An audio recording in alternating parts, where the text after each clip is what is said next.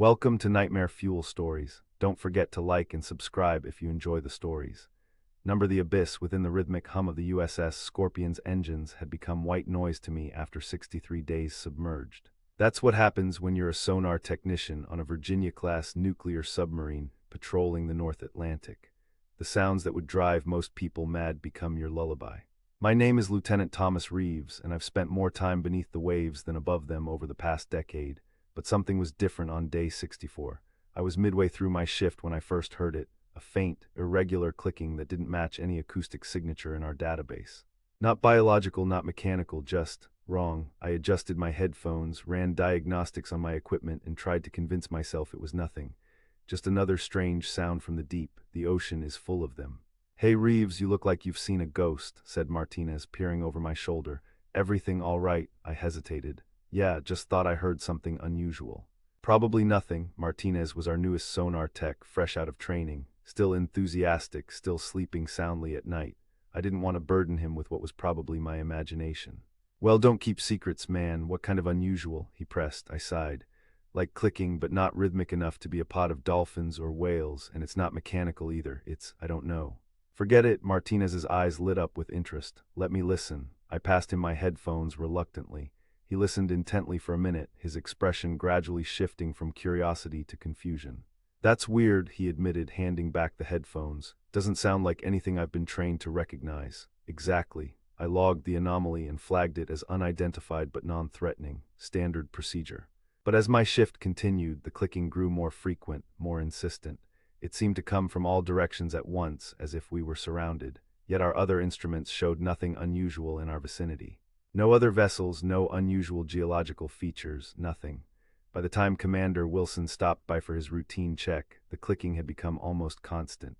"Sir," I said, "I think you should hear this." Wilson was a 20-year veteran, stoic and unflappable. He'd seen everything the depths had to offer, or so I thought. He listened through my headphones for less than 10 seconds before his expression hardened. "How long has this been going on?" he asked, his voice deliberately measured. "About 4 hours now, sir. Started faintly, but it's intensified." He nodded slowly. "Keep monitoring, log everything. Report any changes immediately." "Sir, do you recognize it?" Wilson hesitated, which was unusual for him. "No," he finally said, "I don't." He left without another word, but his reaction disturbed me more than the sound itself. I'd never seen Wilson unsettled before. The clicking continued throughout the night. By morning, the entire sonar team had heard it, and theories were spreading through the submarine like a virus. Some thought it was a new type of Russian acoustic weapon. Others suggested underwater drilling or some undocumented marine life. The more superstitious among the crew whispered about sea monsters and ghost ships. I didn't believe in ghosts or monsters, but I did believe in what I could hear, and what I heard didn't make sense. On day 65, things escalated. I was awakened by the general alarm at 300 hours. Stumbling out of my bunk, I made my way to the control room where chaos reigned. Officers were shouting orders, crew members rushing to stations. "What's happening?" I asked Chief Engineer Patel as we hurried down the narrow corridor. "Power fluctuations," he replied grimly. "Systems going haywire, nothing catastrophic yet, but..." He didn't need to finish. On a nuclear submarine, any unexpected system behavior was potentially catastrophic. Commander Wilson stood at the center of the control room, his face illuminated by the red emergency lighting. "Report," he barked as I entered. "Sir, sonar is picking up that clicking sound again, but it's changed," I said after quickly checking my station. "It's faster now, almost like it's excited." Several officers exchanged uneasy glances. "And it's closer," I added. "Much closer." Wilson's jaw tightened. "XO, take us up to periscope depth. Let's see if we can establish communications with SUBLANT." "Sir," the executive officer replied, "navigation systems are compromised. We're showing inconsistent depth readings." "What do you mean, inconsistent?" Wilson demanded. "According to our primary systems, we're at 800 feet. Backup systems say we're at 1,200, and the rate of descent doesn't match our engines." A chill ran down my spine. Those numbers couldn't both be right, and either way, we were well below our test depth. "Full stop," Wilson ordered. "Blow the ballast tanks, get us to a safe depth." The next few minutes were tense as the crew worked to halt our descent and begin ascending. But something was wrong. The submarine's response was sluggish, as if something was holding us down. "Ballast tanks responding at only 60% efficiency, sir," reported the diving officer. "We've stopped descending, but we're not ascending either." Wilson's face was a mask of controlled concern. "Engineering, what's happening to my boat?" Chief Engineer Patel's voice came through the comm system. Unknown, sir. All systems show normal operation, but performance doesn't match. It's like we're being held in place. The clicking in my headphones suddenly stopped. The silence was somehow more terrifying than the sound had been. Sir, I said, my mouth dry, the acoustic signature just disappeared. Before Wilson could respond, the submarine shuddered violently. Metal groaned, loose items clattered to the floor. Impact, Wilson asked sharply. Negative, sir, replied the XO. No collision detected, but, sir, we're moving. Engines are idle, sir, we're being pulled. The word hung in the air, heavy with implication. Submarines don't get pulled through the ocean. It defied physics, defied reason, yet the instruments confirmed it. We were moving laterally through the water at nearly 15 knots with our engines off. Wilson made a decision. Battle stations. Ready all weapons systems. The alarm sounded, and the crew moved with practiced efficiency despite their fear. I stayed at my station, listening intently, searching for any return of the clicking or any other acoustic clue to what was happening. Instead, I heard something new, a low, vibrating hum that seemed to resonate through the hull itself. It wasn't coming through my instruments. I was feeling it through my feet, through my chest. Does anyone else feel that? I asked. Several heads nodded. The vibration was growing stronger, making instruments tremble on their mounts. Then, as suddenly as it had begun, our movement stopped. The vibration ceased. The submarine hung motionless in the black depths. Status report, Wilson demanded. All systems operational but sluggish, sir, reported the XO. Depth holding at, sir. Depth indicators are now showing 3,000 feet. A murmur ran through the control room. That was impossible. The Scorpion's crushed depth was less than half that. We should have been imploded, crushed by the immense pressure of the deep ocean. That can't be right, Wilson said, echoing everyone's thoughts. Run diagnostics on all depth gauges. Already did, sir, the XO replied, his voice strained. They all show the same reading now, and sir, external pressure sensors confirm it. Wilson's face paled slightly. That's not possible. No, sir, it's not, agreed the XO. But here we are. For the first time, I saw real fear in Commander Wilson's eyes. Not the controlled concern of a naval officer facing a technical crisis, but the primal fear of a man confronting something beyond his understanding. Sir, I said, my voice barely above a whisper, what's happening to us? Wilson didn't answer immediately. When he did, his voice was steady, but his words chilled me to the bone. I don't know, Lieutenant. But we're going to find out. He turned to the communications officer. Any luck contacting SUBLANT? Negative, sir. No response on any frequency. Wilson nodded as if he'd expected this.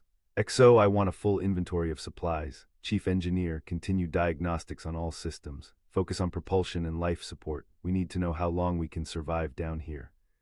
As the crew carried out their orders, I noticed something strange on one of my secondary displays, a faint electrical disturbance in the water surrounding the submarine. It wasn't a signature I recognized, but it reminded me of the bioelectric fields generated by certain marine creatures, only vastly more powerful. Commander, I said, you might want to see this. Wilson came to my station, leaning over my shoulder to view the display. What am I looking at, Lieutenant? Some kind of electrical field, sir, surrounding us completely. He studied the readings. Natural phenomenon. I don't think so, sir. It's too uniform, too. Deliberate, the word hung between us, laden with implication. Keep monitoring it, he ordered, then straightened and addressed the control room. Listen up. Whatever's happening, we're still sailors of the United States Navy. We've trained for emergency situations. We stay calm, we follow procedure, and we survive. Is that clear? A chorus of yes, sir, echoed through the control room, but I could hear the uncertainty beneath the discipline. Hours passed with no change in our situation.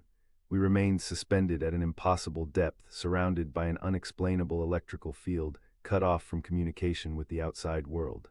The clicking sound had not returned, but occasionally the hull would vibrate with that strange hum, as if something massive was moving nearby. Tension grew among the crew. In the mess hall, conversations were hushed, speculative. Some turned to gallows humor, others to prayer. A few simply sat in silence, lost in their thoughts. I was picking at my food when Petty Officer Chen sat across from me. You heard it first, she said without preamble, the clicking. What do you think it is? I shrugged. I don't know, nothing in our acoustic library matches it. But you have a theory, she pressed. Everyone does. I hesitated. It reminded me of something my grandfather used to say. He was a sailor in the old days, served on diesel subs during the Cold War. He claimed there were things in the deep ocean that no one understood, things that weren't supposed to exist. Chen leaned forward. Like what, he never said exactly, just that sometimes submarines would pick up sounds they couldn't explain, and occasionally boats would just disappear. You think we've been taken by some sea monster? Chen asked, her tone skeptical but not dismissive. I think we're experiencing something beyond our current understanding, I replied carefully. Whether it's a natural phenomenon, a foreign technology, or something else I don't know. Chen was silent for a moment. My grandmother had stories too, she finally said. She grew up in a fishing village in Taiwan. They believed in sea gods and spirits that could pull ships down to underwater palaces. What happened to the sailors in those stories? I asked. Chen's expression darkened. They were never seen again. Our conversation was interrupted by the general announcement system. All hands, this is the commander. Report to the mess hall immediately for briefing. We exchanged glances as the rest of the crew began filing in. Within minutes, the mess hall was packed with every off-duty sailor. Commander Wilson entered last, accompanied by the XO and Chief Engineer Patel. Wilson didn't waste time with pleasantries. At 400 hours, we detected a breach in the outer hull near the aft torpedo room. A collective gasp rippled through the crowd. Before you panic, Wilson continued, understand that this is not a conventional breach. There's no water ingress. In fact, there's no pressure differential at all, despite our apparent depth. Chief Engineer Patel will explain. Patel stepped forward, his usually composed face betraying concern. The breach appears to be a perfectly circular opening, approximately 30 centimeters in diameter. It extends through both the outer and inner hulls. But here's the impossible part. There's no water coming in, and no change in atmospheric pressure inside the affected compartment. Murmurs spread through the crowd. Furthermore, Patel continued, the edges of the opening show no signs of mechanical cutting or explosive damage. It's as if the hull material simply ceased to exist in that precise circle. What's on the other side? Someone called out. Wilson answered, we don't know. Visual inspection shows only darkness beyond the opening. We've secured the area and posted guards. Are we being boarded? Asked a young seaman, voice cracking with fear. We have no evidence of that, Wilson replied firmly, but we're taking all precautions. As if on cue, the lights flickered. For 3 seconds we were plunged into darkness before the emergency systems kicked in, bathing everything in dim red light. Chief Engineer, Wilson prompted. Power fluctuations are increasing, sir, Patel reported. The reactor is stable, but something is intermittently drawing massive amounts of energy from our systems. The electrical field around the submarine has intensified as well, I added, feeling I should contribute what I knew. Wilson nodded grimly. I won't lie to you, we're facing an unprecedented situation, but we've got the best crew in the fleet and we're going to figure this out together. His words were meant to reassure, but the gravity in his voice had the opposite effect. This wasn't a mechanical failure or an enemy attack, scenarios we had trained for. This was something else entirely. For now, Wilson continued, we maintain normal watch rotations. Stay alert, report anything unusual immediately, and follow all security protocols. Dismissed. As the crew dispersed, Wilson motioned for me to join him, the XO, and Patel in a corner of the mess hall. Reeves, he said quietly, you've been tracking these anomalies from the beginning. I want you to join us in examining the breach. I swallowed hard. Yes, sir. 20 minutes later, I found myself staring at the impossible. The breach in the torpedo room was exactly as Patel had described, a perfect circle cut through layers of hardened steel, with no debris, no signs of how it had been created, just a dark opening leading, nowhere visible. This defies every law of physics, Patel muttered, running a sensor around the edge of the hole. We're supposedly at a depth that would crush us instantly, yet there's no pressure differential. Could we be in some kind of air pocket? The XO suggested. An air pocket at 3,000 feet, Patel shook his head. Impossible, and it wouldn't explain how this hole was created. I stepped closer, feeling drawn to the darkness beyond the breach. As I leaned in, I thought I detected a faint odor, something ancient and organic, like the smell of a deep cave or a long-sealed tomb. Lieutenant, Wilson warned, maintain safe distance. I stepped back. Sorry, sir. I thought I smelled something. What kind of smell? Wilson asked sharply. Before I could answer, the ship's lighting failed again. In the momentary darkness, I felt a cold current of air flowing from the breach, air that shouldn't exist thousands of feet underwater. When the emergency lights came on, we all stared at the opening with renewed unease. Did you feel that? I whispered. The others nodded silently. Sir, said the XO, I recommend we attempt to seal this breach immediately. Wilson considered this. Agreed, Chief Engineer, what options do we have? We could weld a plate over it, Patel suggested, or use emergency hull sealant. Make it happen, Wilson ordered. As Patel left to gather the necessary equipment, I continued to study the breach. Something about it seemed almost deliberate, not random damage but purposeful creation. Sir, I said hesitantly, what if this isn't an accident or an attack? What if it's communication? Wilson gave me a sharp look. Explain. The clicking sounds, the electrical field, now this perfect circle, they all suggest intelligence, purpose. What if something out there is trying to make contact? The XO scoffed. Contact at 3,000 feet. There's nothing down here that could. He was interrupted by a loud metallic groan that reverberated through the entire submarine. The deck plates vibrated beneath our feet. Depth change? Wilson asked. The XO checked his tablet. No, sir, depth remains constant at, wait, his expression changed to one of disbelief. Sir, depth gauge is now reading 5,000 feet. Wilson's face paled. That's not possible. None of this is possible, sir, I said quietly. Before anyone could respond, my radio crackled. Lieutenant Reeves, this is sonar. The clicking has returned, but it's different now. Different how? I asked. It's rhythmic, patterned, almost like Morse code. I looked at Wilson, whose expression had turned grim. Get back to your station, he ordered me. If something's trying to communicate, I want to know what it's saying. I hurried back to the sonar room, my mind racing. The idea that some intelligence was attempting contact was simultaneously terrifying and exhilarating. What kind of entity could survive at these depths? What could it want with us? When I reached my station, Martinez was waiting, his face ashen. Listen to this, he said, handing me the headphones. The clicking had indeed changed. It now followed a distinct pattern, 3 short, 3 long, 3 short, repeating over and over. SOS, I whispered. Martinez nodded. That's what I thought too, but who could be sending a distress signal down here? Or what? I added. We continued listening as the pattern changed, becoming more complex. I began transcribing what I heard, converting the clicks to letters based on Morse code. WEAREYOU, we are you, Martinez frowned. That doesn't make sense, I shook my head. Maybe it's a question. We are you, as in we are here, are you, something. Or maybe whatever's sending this doesn't have a perfect grasp of English, Martinez suggested. I keyed my radio. Commander Sonar, we're receiving what appears to be a message in Morse code. Request permission to respond. There was a long pause before Wilson's voice came through. What does the message say? I relayed our interpretation. Another pause. Stand by, Lieutenant. Do not attempt communication without direct orders. Understood, sir. But as I waited, the clicking changed again, becoming more insistent, more complex. I continued transcribing. WEAREYOU, WEAREWTHINYOU, we are you. We are within you, I read aloud, a chill running down my spine. Martinez looked at me, eyes wide. What the hell does that mean? Before I could speculate, the ship's PA system crackled to life. But instead of a voice, the same clicking sound filled the submarine, emanating from every speaker simultaneously. It was no longer just in our headphones, it was all around us, inside the boat itself. How is that possible? Martinez gasped. The PA system isn't connected to external sensors. I had no answer. The clicking continued for nearly a minute before abruptly stopping. In the silence that followed, Commander Wilson's voice came through my radio. All officers report to the control room immediately. When I arrived, I found chaos. Multiple systems were malfunctioning. Displays flickered with strange symbols that weren't part of any programming. The air felt charged, as if a lightning storm were brewing inside the submarine. Report, Wilson barked as I entered. Sir, the clicking has evolved into what appears to be an attempt at communication, I said. Using Morse code, it transmitted, we are you, we are within you. Wilson's expression darkened, and now it's in our systems.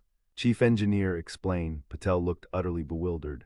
I can't, sir. There's no physical connection that would allow external sound to access our internal communication systems. It's as if the sound itself has invaded our electronics. Or whatever's making the sound, the XO added grimly. Wilson made a decision. We need to regain control of this vessel, shut down all non-essential systems. Go to analog operations where possible. Sir, Patel protested, on a Virginia-class submarine, almost everything is digital. We can't just do what you can, Chief. Wilson cut him off. We need to isolate whatever this is. As the crew scrambled to carry out orders, I noticed something strange on one of the few functioning displays, a sonar image unlike anything I'd ever seen. It didn't show an object outside the submarine. Instead, it showed something spreading through the hull itself, like veins or tendrils of some foreign material. Commander, I called, pointing to the display. Wilson came over, his expression hardening as he saw the image. What am I looking at, Lieutenant? I'm not sure, sir, but it appears to be some kind of growth or infiltration throughout the submarine's structure. Is it affecting hull integrity? I checked the readings. No, sir, in fact it seems to be reinforcing it somehow. That might explain how we're surviving at this depth. Wilson was silent for a moment, processing this information. So whatever has us is also protecting us, possibly, sir. The XO joined us, looking over the display, or preserving us, like a spider wrapping its prey.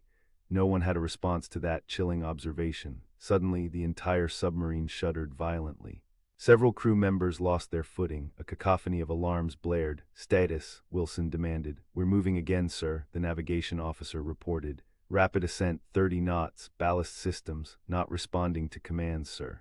Something else is controlling our ascent. The pressure in my ears changed as we rose through the water column at an impossible speed. The hull groaned under the strain, but held together despite forces that should have torn it apart. "Approaching periscope depth," reported the navigation officer. "Ascent slowing. Surface the boat," Wilson ordered. "Let's see where we are." As the submarine broke the surface, a strange silence fell over the control room. We'd been in the depths so long that the gentle rocking of surface waves felt alien. "Deploy the periscope," Wilson commanded. The periscope rose, and Wilson stepped up to look through it. His body went rigid. "Sir," the XO prompted after several seconds of silence. Wilson stepped back, his face ashen. "XO, take a look." The executive officer peered through the periscope, then jerked back as if burned. That's not possible. What is it?" I asked, unable to contain my curiosity. Wilson turned to address the entire control room. "We appear to be on the surface of an ocean, but it's not our ocean. The stars are wrong, the constellations. I don't recognize any of them." A stunned silence fell over the control room. "Open the hatch," Wilson finally ordered. "I need to see this with my own eyes." "Sir, is that wise?" the XO questioned. "Probably not," Wilson admitted, "but we need information. Lieutenant Reeves, you're with me. Everyone else stays below until we determine it's safe." Minutes later, Wilson and I climbed the ladder to the conning tower.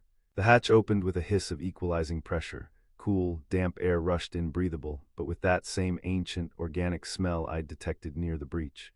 We emerged onto the bridge of the submarine, and I gasped at what I saw. We floated on a vast, dark ocean under a night sky filled with unfamiliar stars. The constellations were alien, arranged in patterns that seemed almost deliberate. And the stars themselves, many were colors I'd never seen in the night sky before, deep purples, blues, and reds. But most disturbing was the horizon.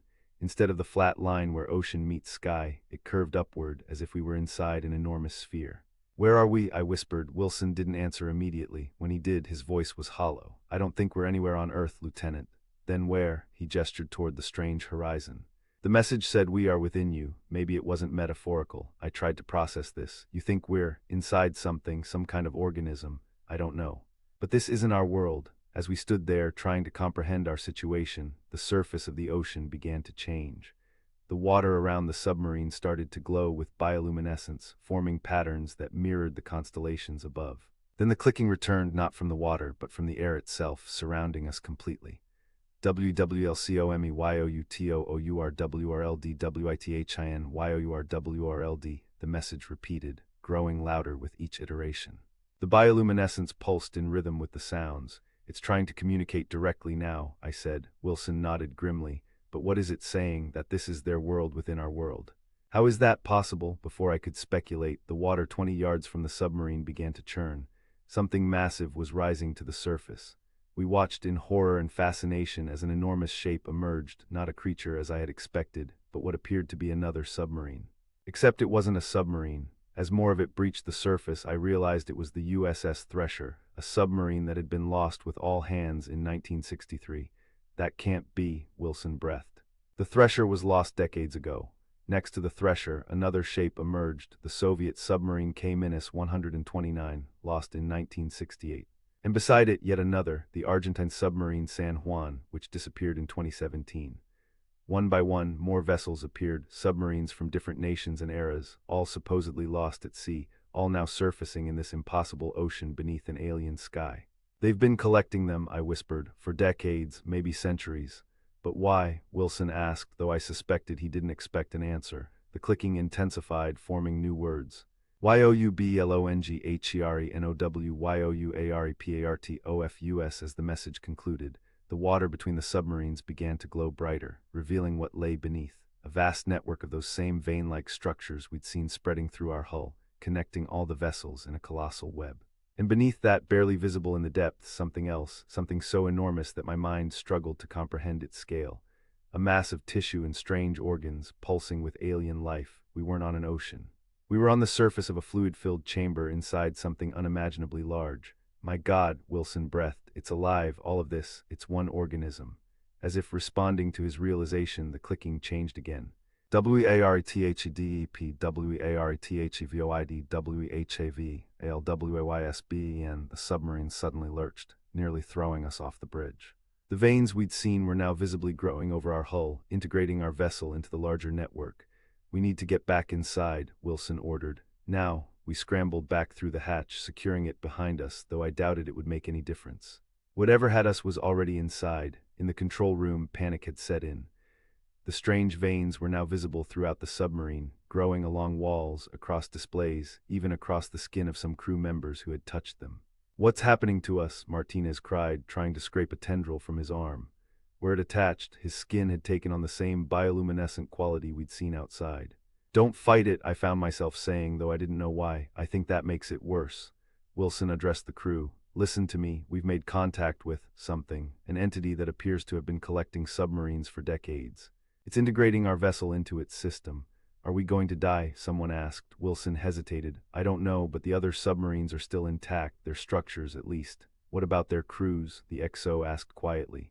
No one had an answer to that. The clicking returned, now emanating not just from the speakers but from the veins themselves, vibrating through the hull. "YOUWILLJOINTHEOTHERS YOUWILLBPRESERVED, preserved how?" Wilson demanded aloud, as if the entity could understand him. To my surprise, it responded. "WKEPYOUWLEARNYOUWBCOMEYOU." The veins continued to spread, covering more surfaces, more crew members. Those who had been touched first were now standing eerily still, their eyes glowing with the same bioluminescence, their expressions serene. "Martinez," I approached my fellow sonar technician, whose body was now covered in the glowing network. "Can you hear me?" His head turned slowly toward me, movements mechanical. When he spoke, his voice was his own, but the cadence was wrong, too measured, too precise. "I can hear you, Thomas Reeves. We all can hear you." "We have always heard you." I stepped back. "Martinez, fight it." "There is nothing to fight," he replied calmly. "Only understanding to gain. We are not being destroyed. We are being elevated." Around the control room, more crew members were being overtaken, their movements becoming synchronized, their eyes glowing. Wilson grabbed my arm. "We need to destroy the boat. It's the only way to stop this." "Destroy, sir, we can't. We have to try. If this thing has been taking submarines for decades, who knows what it's learning, what it's planning. We can't let it take the Scorpion too." I knew he was right, but the thought of scuttling the submarine, of killing everyone aboard, was almost too much to bear. Wilson seemed to read my thoughts. "It may be too late for the others, but we can at least deny this entity our technology, our weapons." We moved quickly through the submarine toward the nuclear reactor control room. Most of the crew we passed were already transformed, watching us with those glowing eyes but making no move to stop us. "Why aren't they interfering?" I whispered. "Maybe they don't understand our intention," Wilson suggested. "Or maybe they don't care because they know we can't escape," I finished. When we reached the reactor control room, we found Chief Engineer Patel already there, but he too had been transformed, his body threaded with glowing veins, his movements mechanical. "You cannot stop the integration," he said as we entered. "It is already complete." Wilson drew his sidearm. "Step aside, Chief." Patel didn't move. "The weapon is unnecessary, Commander. There is no danger here." "Only transcendence. What have you done to my crew?" Wilson demanded. "We have connected them to the greater consciousness," Patel replied. "As we will connect you, as we have connected all who came before. The other submarines," I said. "Their crews are still alive." Patel's head tilted in an inhuman angle. "They exist as we exist, individual and collective simultaneously. Their knowledge is our knowledge. Their memories are memories." "And what are you?" Wilson asked, his gun still trained on Patel. "What is this thing that's taken us?" "We are ancient," Patel replied. "We have dwelled in Earth's oceans since before your species walked upright. We have watched you evolve, we have studied you, and now we invite you to join us." "And if we refuse?" I asked, Patel's glowing eyes fixed on me. "No one refuses. The process has already begun." I looked down at my hands and noticed with horror that faint lines of bioluminescence were spreading beneath my skin, tracing the path of my veins. Wilson saw it too and checked his own arms to find the same phenomenon. "It's in the air," I realized. "We've been breathing it in." Wilson's expression hardened with determination.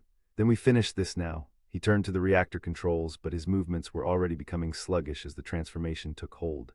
I tried to help him, but my own body was responding more slowly, my thoughts becoming clouded with strange new sensations, echoes of other minds, other memories that weren't my own. I saw flashes of other submarines, other crews. The terror of the Thresher as it descended past crushed depth, the confusion of the K-129 sailors as their systems failed. But beyond the fear, I sensed something else, a peace, a belonging, a vast collective consciousness that had absorbed them all. "Commander," I gasped, fighting the invasion of my mind.